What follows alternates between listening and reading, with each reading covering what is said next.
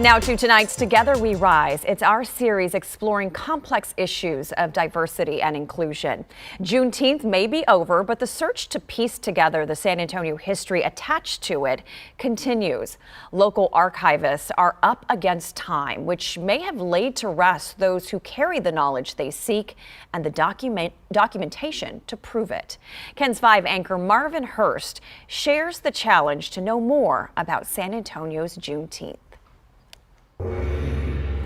Accounts of Juneteenth start with the Civil War ending in 1865. Nearly 4 million slaves were in the U.S., getting freed as the Union Army marched across the country, enforcing the Emancipation Proclamation after the war. The enslaved in Texas, down in Galveston, got the news of freedom on June 19, 1865, 2 years after the president declared it. We see newspaper reporting as early as June 9th, 1865, which is not even a month from the notice, that the slaves know about it now. More than 240 miles away in San Antonio. When we start talking about San Antonio, we find that when people heard that they walked away from whatever it was they were being required to do, more than likely they're San Antonio. But yeah. Researcher Ken Stewart. There probably was a little bit of joy, a little bit of confusion, a little bit of relief. Says the enslaved were thinking about next steps and how to achieve it. When they could really begin to realize everything that they had been hoping for, that they could have the ability to go out and move freely and without the bonds and the degradation and all of the things that we know of slavery.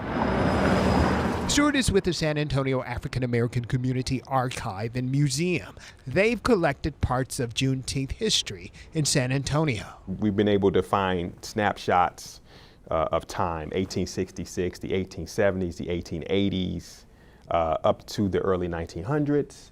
And then it sort of drops off for a period of time, I believe, because of World War I, World War II. Snapshots that reflect a celebration very much like today. So the story of Juneteenth that we've been able to uncover is an idea of recognition of a freedom that didn't exist before and an opportunity to come together to celebrate possibility. There were numerous parades that would happen annually here in the city. You'd have people that would dress up in their finery. You know, they put on their nice Sunday best. They'd ride in parade in covered wagons, greenery along the wagon wheels, colored flowers along those, and they would take a route that would end in a celebration at a park. But the freed men and the images of former slaves in San Antonio are just pieces of what happened. In order for a history to be shared across generations, there needs to be some sort of documentation.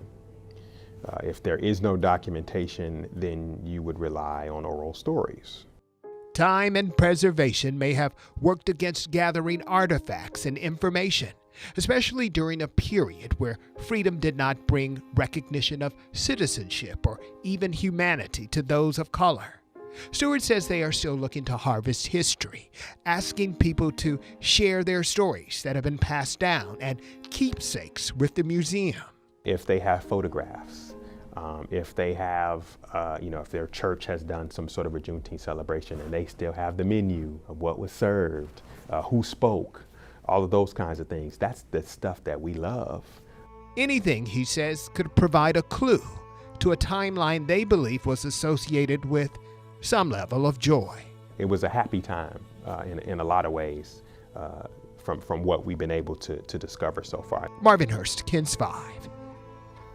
Now, if you have Black history to share with the San Antonio African American Community Archive and Museum, it's located at 218 South Presa, or you can call them at the number on the bottom of your screen, 210-724-3350.